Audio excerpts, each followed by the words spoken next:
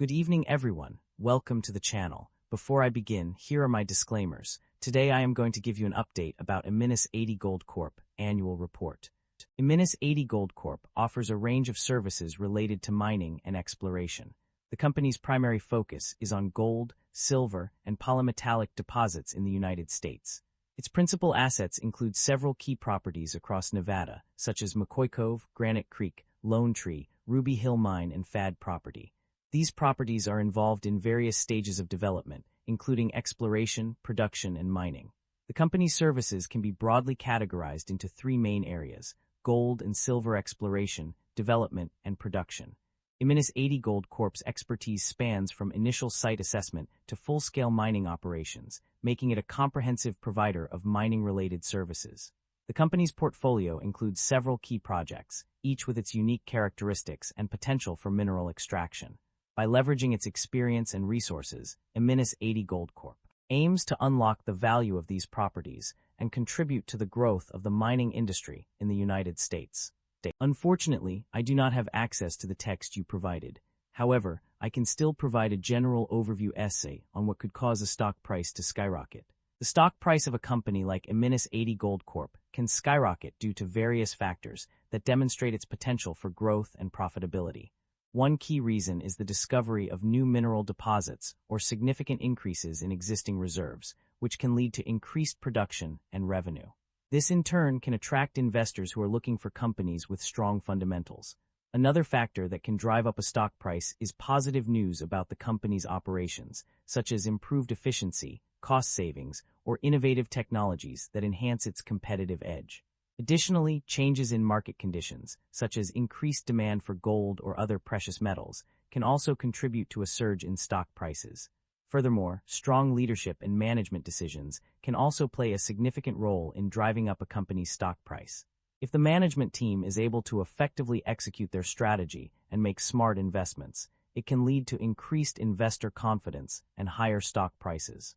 Lastly, external factors such as mergers and acquisitions, partnerships, or joint ventures with other companies can also contribute to a surge in stock prices.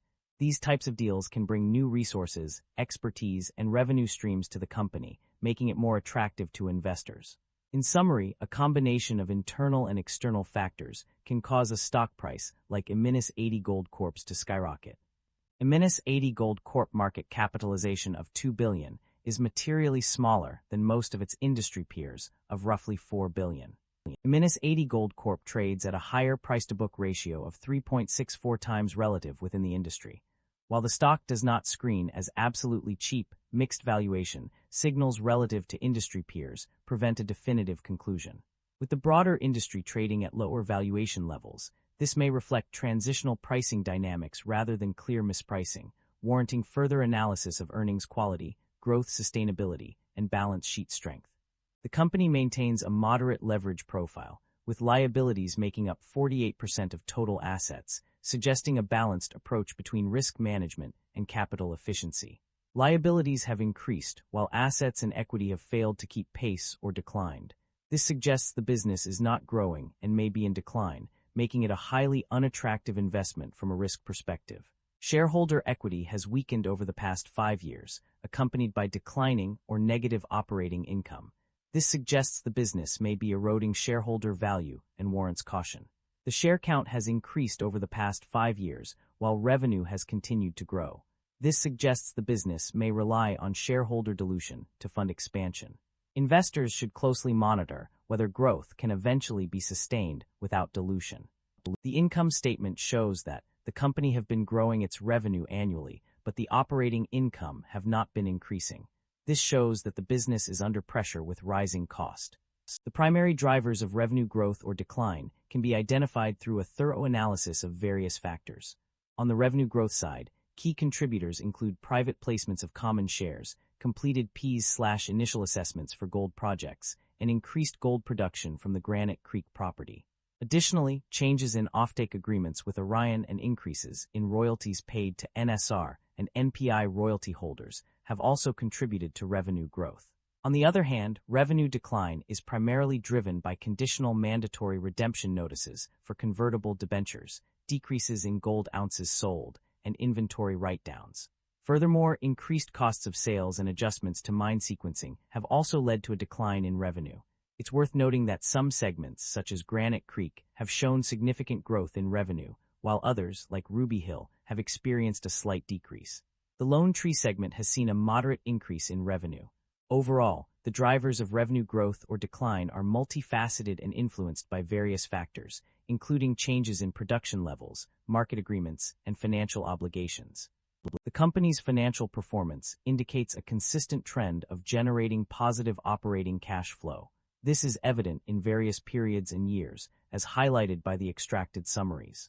Starting from page 10, it is clear that the company has been able to generate positive operating cash flow. This trend continues throughout the document, with page 51 confirming the same outcome. Furthermore, page 89 reveals a significant milestone, where the company starts generating positive operating cash flow from 2029 onwards. Finally, on page 146, it is explicitly stated that the operating cash flow is indeed positive. Overall, these findings suggest that the company has been able to maintain a healthy financial position, with a consistent ability to generate positive operating cash flow over time. The company's debt level and interest expenses have undergone significant changes between 2024 and 2025. Initially, long-term debt increased from $0 in 2024 to $727 in 2025, indicating a substantial rise. However, upon closer inspection, it is revealed that the current portion of long-term debt increased by $38,966, while long-term debt decreased by $55,646. In terms of interest expenses, there was a notable decrease of $2,396,000 from $32,951,000 to $30,555,000. This reduction in interest expense is also reflected in the percentage change, with a 7.3% decrease observed between the 2 years. The repayment of the Sprott convertible loan and the decrease in the Orion convertible loan further contributed to the decline in debt levels. Overall, while the initial increase in long-term debt may have raised concerns, the subsequent decreases in both debt levels and interest expenses suggest a positive trend for the company's financial health. Management's vision for the company is centered around becoming a mid-tier gold producer in Nevada. To achieve this goal, they plan to advance several key projects, including refurbishing the Lone Tree plant, accelerating permitting activities, and prioritizing high-grade underground mines. The company aims to increase annual production to 300,000–400,000 ounces through a multi-asset development plan with 3 phases: developing 2 high-grade underground mines, refurbishing the Lone Tree plant, and bringing additional projects into operation. Management is particularly optimistic about Granite Creek, which they believe represents significant future value. They plan to advance exploration drilling in 2026 to test high-potential targets and further delineate resources. The company's strategy also includes a recapitalization plan and growth capital of $140–160 million for the Lone Tree plant. Overall, management is confident that these efforts will position the company for long-term success as a mid-tier gold producer in Nevada.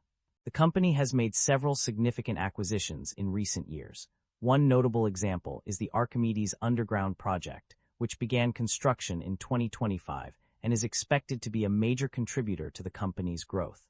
Additionally, the Lone Tree plant refurbishment was approved by the board and is scheduled for commissioning in Q4 2027.